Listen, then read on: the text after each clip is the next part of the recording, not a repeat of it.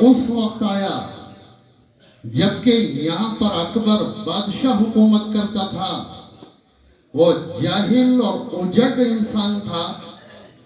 اس نے شریعت سے بغاوت کر کے ایک نئے دین کا علم بلند کیا اور ہندوستان کے مسلمانوں کو آزمائش سے دوچار کر دیا.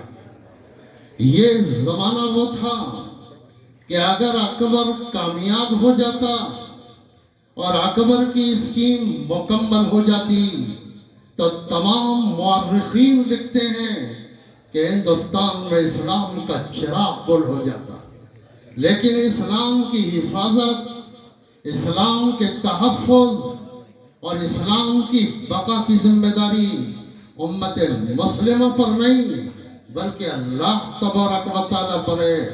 اس نے مجدد الفسانی کو کھڑا کر دیا اور مجدد الفسانی نے چند سال محنت کر کے ہندوستان کی کایا اس طرح پلٹ دی کہ دوسرے مورخ نے تبصرہ کیا کہ جس تخت پر اکبر جیسا حاکم شریعت بیٹھا تھا، آپ حاکم کے لفظ پر غور کریں، کہا کہ جس تخت پر اکبر جیسا حاکم شریعت بیٹھا تھا، اللہ تبارک و تعالیٰ نے اسی تخت پر اورنگزیب جیسے خاتم شریعت کو لا بیٹھایا.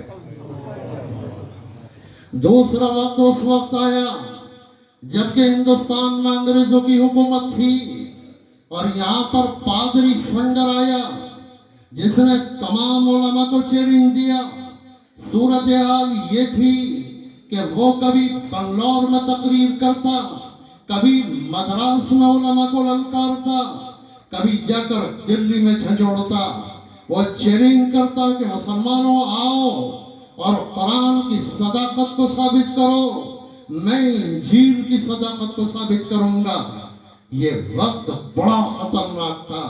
مورخین نے لکھا ہے کہ اس وقت اگر مسلمان ذرا بھی کمزوری دکھا دیتے تو ہندوستان ایک عیسائی ملک بن جاتا. آپ نے بار بار یہ سنا ہوگا کہ لارڈ میکالے نے کہا تھا کہ ہم ہندوستان میں ایسی نسل پیدا کرنا چاہتے ہیں کہ جو رنگ اور نسل کے اعتبار سے ہندوستانی ہو لیکن وہ ذہن کے اعتبار سے، عقیدے کے اعتبار سے انگریز ہو. اسی مشن کو لے کر پادری فنڈر یہاں پر آیا تھا.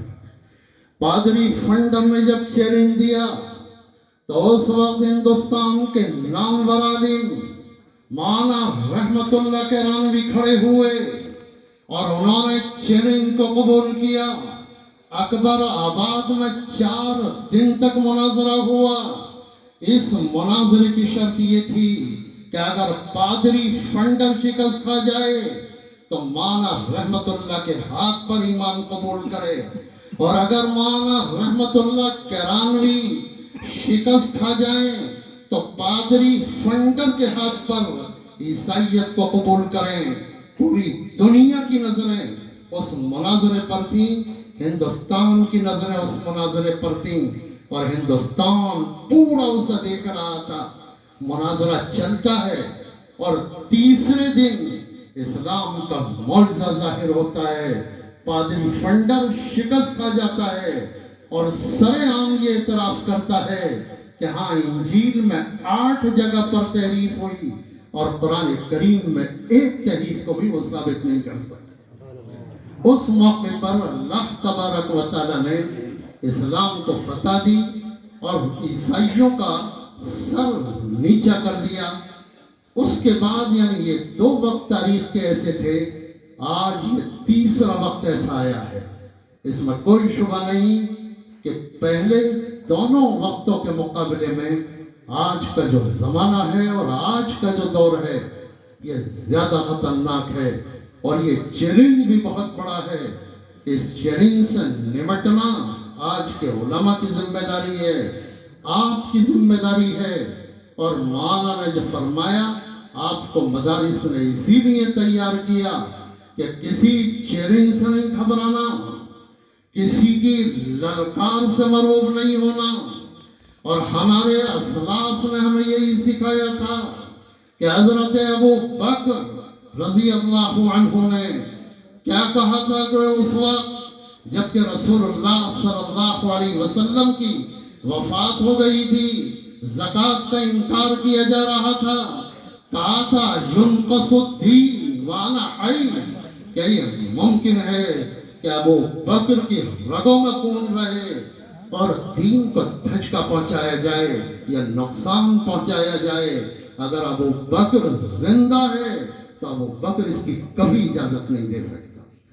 تو بہرحال اللہ تبارک و تعالیٰ اس زمانے کے چیلنج کو آپ کے ذریعے انشاءاللہ ان کی سر کو توڑوائے گا۔